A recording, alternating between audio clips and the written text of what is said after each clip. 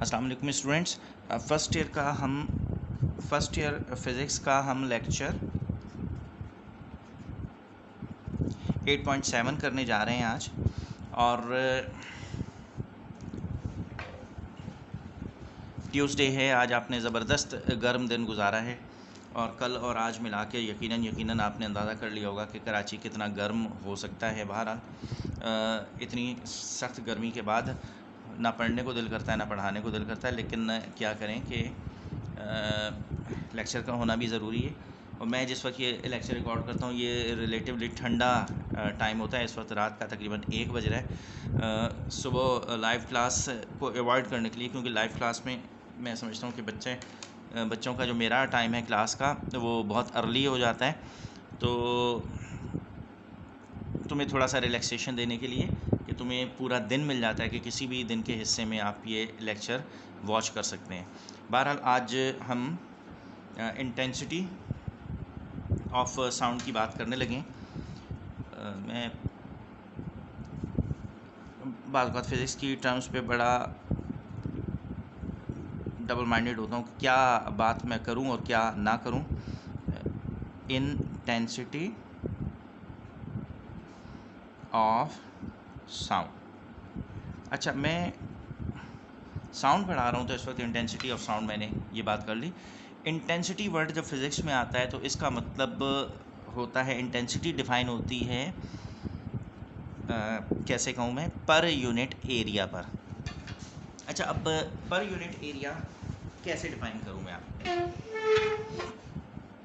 Per unit area define कैसे करूँ। देखें, अगर आपके पास कोई एरिया है 1 मीटर इधर से लेंथ, और ये शीट है 1 मीटर इसकी लेंथ इधर, ये अच्छा अगर मैं ज़्यादा बेहतर इसे बना सकता तो ये अगर मैं कहूँ कि ये 1 मीटर इसकी लंबाई और 1 मीटर इसकी चौड़ाई है, इसका एरिया कैलकुलेट करो तो आप कैलकुलेट करेंगे length into breadth, that is 1 into 1, और ये आ जाएगा 1 मीटर स्क्वायर। एक ऐसा सरफेस जो इस तरफ से भी 1 मीटर हो और इस तरफ से भी 1 मीटर हो, उसका एरिया यूनिट एरिया कहलाता है। तो एनर्जी, अच्छा ये साउंड वेव की एनर्जी की बात, energy of sound wave passes through a unit area in per unit time, यानी कि 1 second is called intensity, sound intensity. क्या है इंटेंसिटी? देखिए, आप साउंड का एक सिग्नल जनरेट करते हैं, ठीक है, वो सिग्नल इसमें से पास होता है, किस एरिया में से? यूनिट एरिया, यानी इधर से भी 1 मीटर हो इधर से भी 1 मीटर हो, कितने टाइम में से पास होना चाहिए? 1 सेकेंड में। तो 1 सेकेंड में आवाज़ की जितनी एनर्जी किसी यूनिट एरिया में से 1 सेकेंड में पास होती है उसे इंटेंसिटी ऑफ साउंड कहते हैं। इट इज़ रिप्रेजेंटेड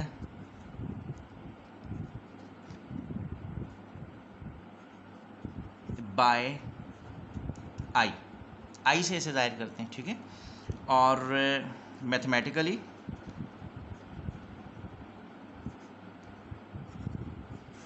आई किसके इक्वल होगा? Energy of sound wave passes through a unit area, unit area, ये यूनिट एरिया हो गया, ठीक है। इन पर यूनिट टाइम, ये टाइम हो गया, यानी ये आ गया मेरे पास ई ओवर, मैं ए टी भी सही है और मैं इसे लिख रहा हूँ ये टी इंटू ए, वो एक ख़ास वजह से। और यूनिट क्या बन जाएगा इसका?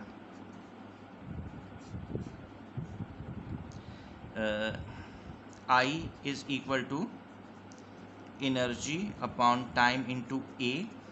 एनर्जी का यूनिट होता है जूल, टाइम का यूनिट सेकंड, ये एरिया का यूनिट मैं यहाँ अलग से लिख देता हूँ, joules upon second, joule upon second. ये याद है, ये कहाँ लिखा था हमने? पावर का यूनिट याद है आपको? पावर था वर्क अपॉन टाइम, वर्क का यूनिट जूल, टाइम का unit second, joule over second, ये किसके इक्वल होता है, वॉट के इक्वल होता है, ठीक है। इसलिए इंटेंसिटी के लिए जूल अपॉन सेकंड की जगह आ जाएगा वॉट, और ये 1/मीटर² एज इट इज़ आ गया। इसे उर्फ आम में वॉट पर मीटर स्क्वायर भी लिखते हैं, ठीक है। तो यानी कि ये power is equal to W/T होता है, जूल अपॉन सेकंड वॉट के इक्वल होता है। इस जूल अपॉन सेकंड की जगह मैंने वॉट लिख दी है, 1/m² ये मैंने एज इट इज़ यहाँ लिख दिया है, और इस वॉट को इस 1 से मल्टीप्लाई किया तो वॉट/मीटर² आ गया। ये इंटेंसिटी का यूनिट होता है। अच्छा, इंटेंसिटी ऑफ साउंड, आपको पता है कि मिनिमम ऑडिबल इंटेंसिटी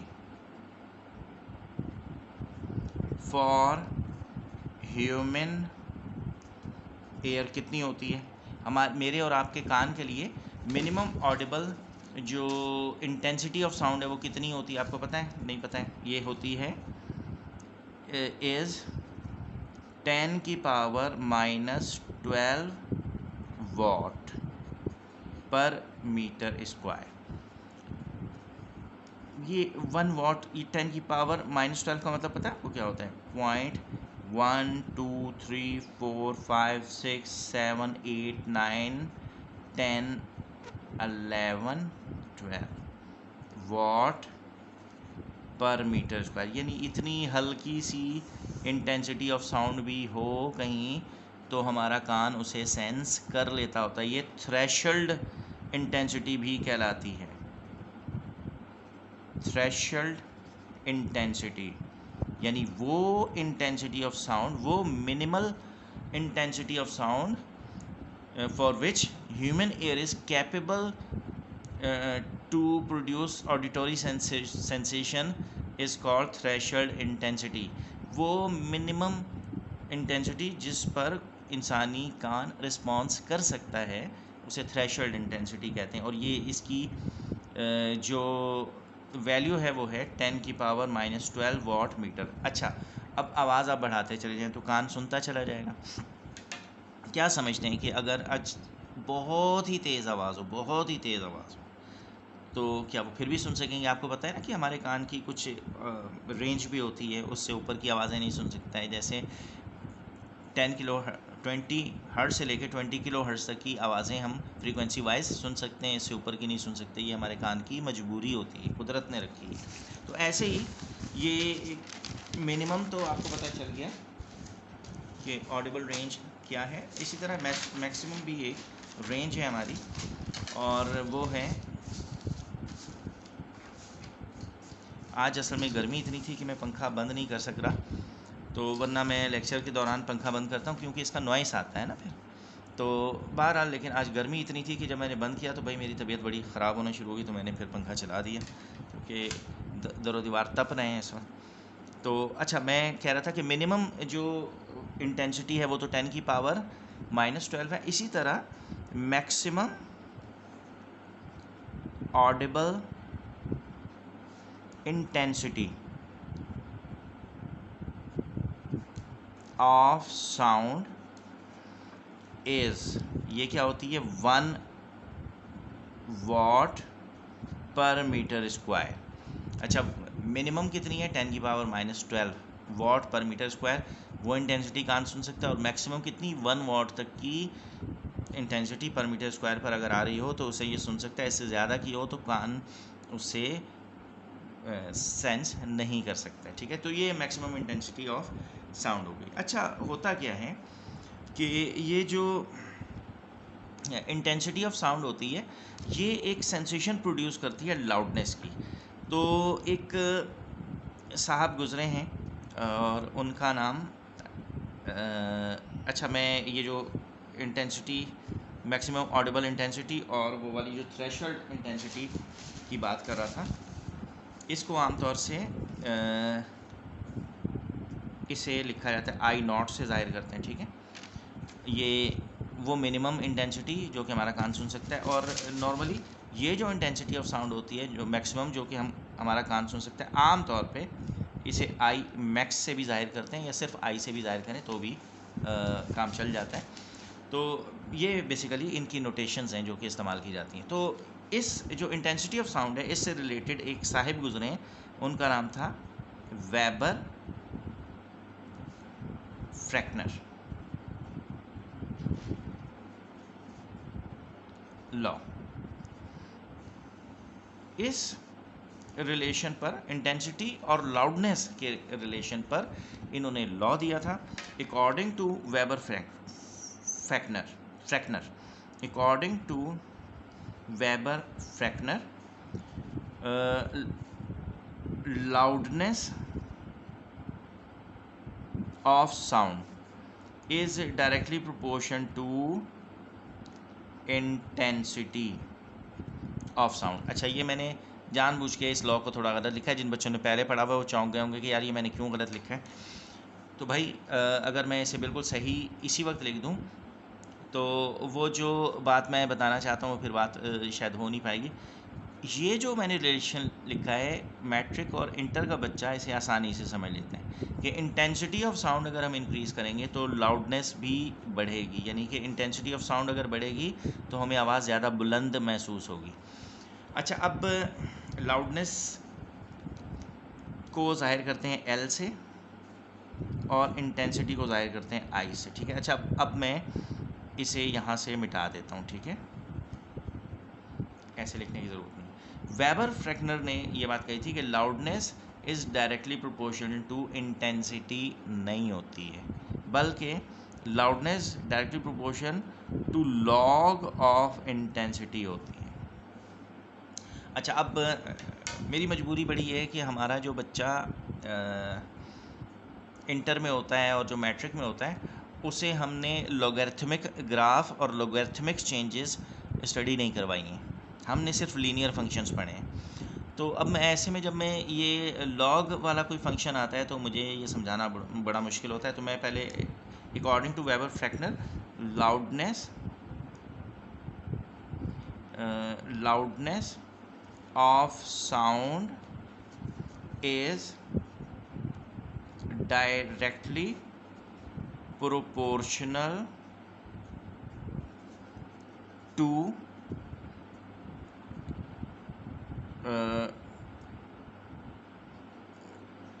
logarithmic। अच्छा, ये लॉगरिथमिक जैसे लॉग लिखते हैं ना लॉगरिथम, तो लॉगरिथमिक चेंज इन इंटेंसिटी ये कहेंगे। अच्छा, अब लॉगरिथमिक चेंज मैं कैसे एक्सप्लेन करूँ? एक तो होता है लीनियर चेंज, ठीक है, और एक होता है लॉगरिथमिक चेंज। क्या फ़र्क है इसमें कि देखो, अगर मेरे पास, अगर मैं एक्सप्लेन कर सका, भाई मैं कोशिश कर रहा हूँ कि मेरे बच्चों को ये बात समझ में आए, लेकिन बाज़ औक़ात कुछ चीज़ें मुझे खुद एक्सप्लेन करना ना बड़ा अजीब सा लग रहा था कि यार कैसे इसको मैं एक्सप्लेन करूं। फ़र्ज़ करो कि पानी आपने रखा, वैसे आप गर्म कर रहे हैं, ठीक है, और आपके पास घड़ी भी है। मैं जब रूम टेम्परेचर पे था तो फ़र्ज़ करो कि 22 डिग्री सेंटीग्रेड पे ये पानी मौजूद था और आपने कुकिंग के लिए इसमें मछली वगैरह डाल रखी है और आप इसे गर्म कर रहे हैं, ठीक है। अच्छा, अब क्या होता है कि आप हर 1 मिनट के बाद टेम्परेचर नोट कर रहे हैं। कितने टाइम के बाद? हर 1 मिनट के बाद टेम्परेचर नोट कर रहे हैं। अच्छा, पहले 1 मिनट के बाद टेम्परेचर हो जाता है 27 डिग्री सेंटीग्रेड, उसके 1 मिनट के बाद ये हो जाता है 31 डिग्री सेंटीग्रेड। अच्छा, कुछ फ़र्क महसूस किया आपने कि पहले मिनट में 5 डिग्री का फ़र्क आया, दूसरे मिनट में 4 डिग्री का फ़र्क आया। अच्छा, अब पानी गर्म होते होते फ़र्ज़ करो कि 70 डिग्री सेंटीग्रेड तक आ गया। अच्छा, क्या समझते हो वो बच्चियाँ जो घर पे चाय वगैरह बनाती हैं उनके जहन में ये बात है कि इसके बाद अगले 1 मिनट में ऐसा नहीं होगा कि 70 से बढ़ के 75 डिग्री सेंटीग्रेड, अब उसी 1 मिनट में टेम्परेचर शायद हो रहा होगा 71 डिग्री सेंटीग्रेड। फिर 1 मिनट और दे दें, अब ये हो रहा है 71.5 डिग्री सेंटीग्रेड। अब एक और मिनट दे दें, ये हो रहा है 71.75 डिग्री सेंटीग्रेड।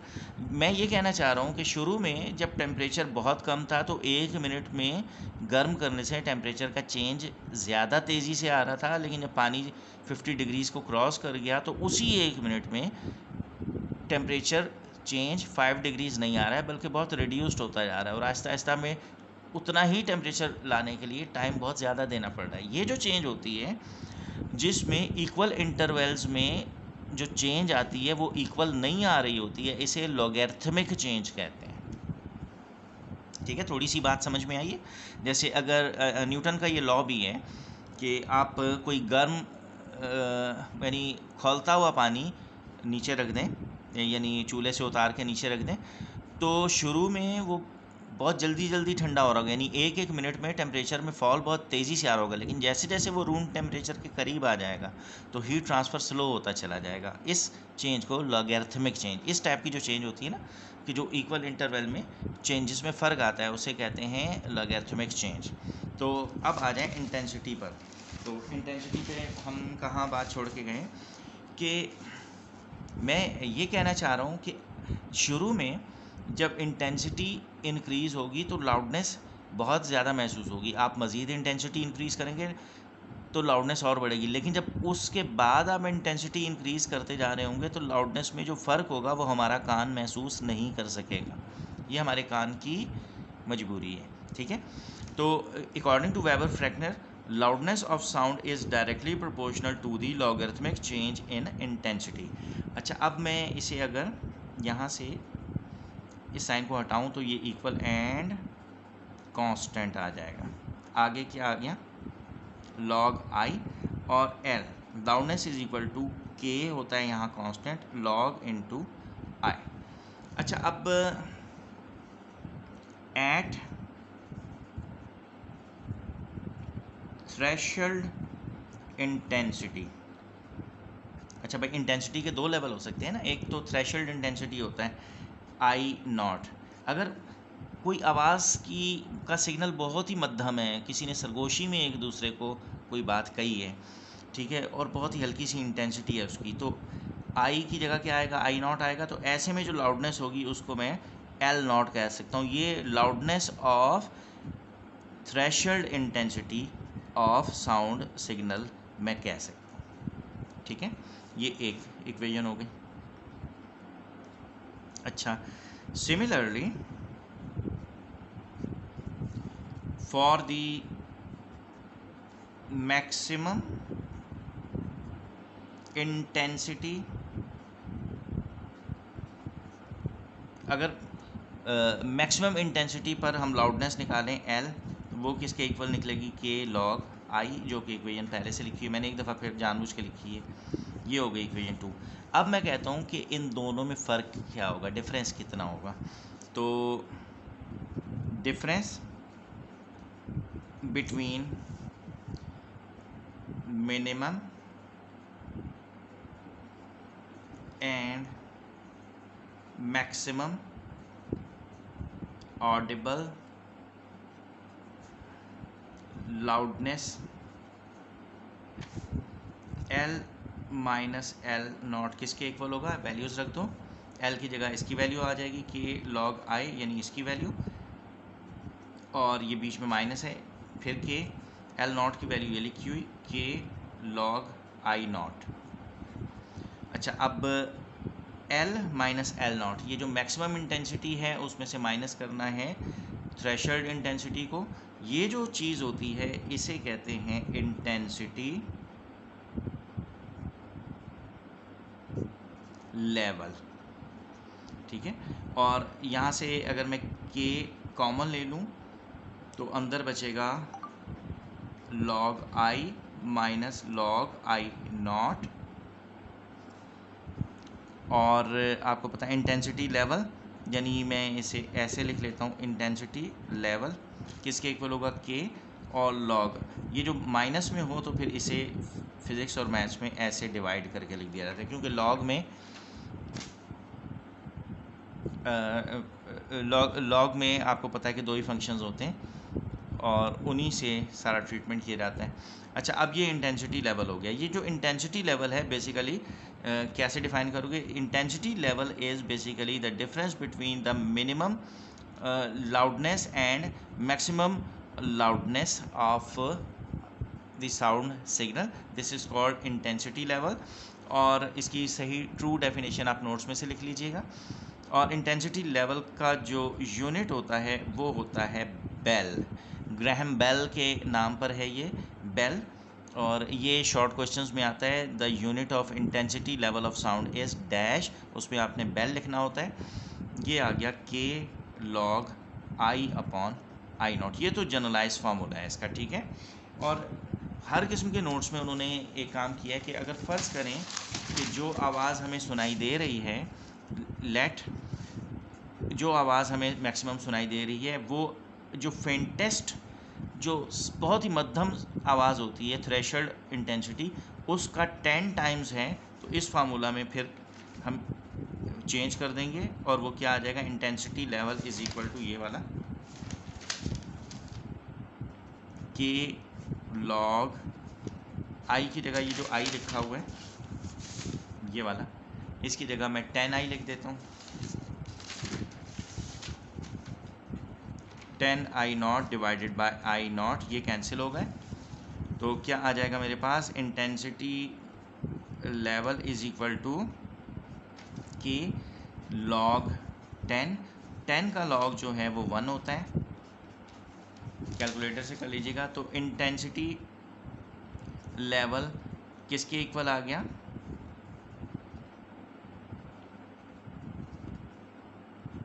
के और इसका यूनिट था बेल, तो के इज़ इक्वल टू 1 बेल आ गया।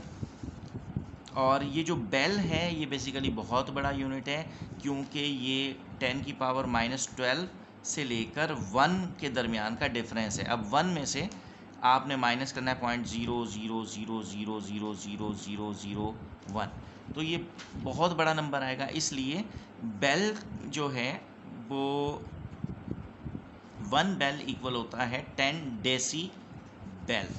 तो यहाँ पे 10 dB लिखा जाता है, तो K is equal to 10 dB के इक्वल होता है। अच्छा, ये हर नोट्स में उन्होंने बिल्कुल ऐसे ही किया हुआ है, बस ये यहाँ तक करना है।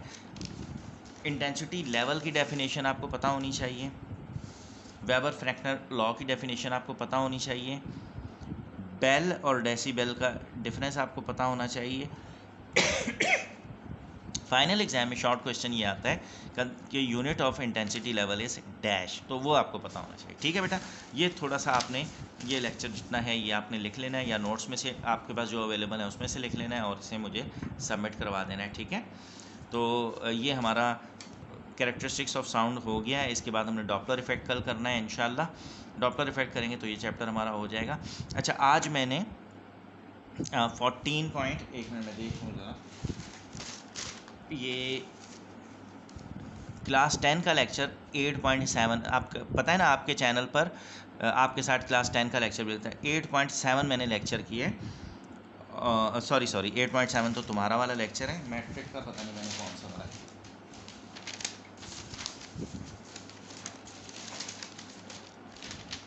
हाँ, मैट्रिक का मैंने 14.4 लेक्चर आज की है। तो आप इस लेक्चर को देख के, ये एक डायग्राम मैंने उसमें बनाई है सिंपल माइक्रोस्कोप की। ठीक है, इस डायग्राम को सीख के आपने ये वाली डायग्राम भी ड्रॉ करनी है। ये मैं इसलिए कह रहा हूँ कि क्योंकि जो प्रीलियम का पेपर आएगा उसमें मैंने कंपाउंड माइक्रोस्कोप की कंस्ट्रक्शन एंड वर्किंग देनी है। ये डायग्राम सिंपल माइक्रोस्कोप की आप बना लेंगे तो कल मैं कंपाउंड माइक्रोस्कोप जब मैट्रिक का करूँगा तो फिर उसमें आप भी उससे सीख लेंगे। तो 10 चैप्टर का एक टॉपिक मैं इंक्लूड कर दूंगा प्रीलियम में। ठीक है बेटा, थैंक यू वेरी मच, अल्लाह हाफिज़।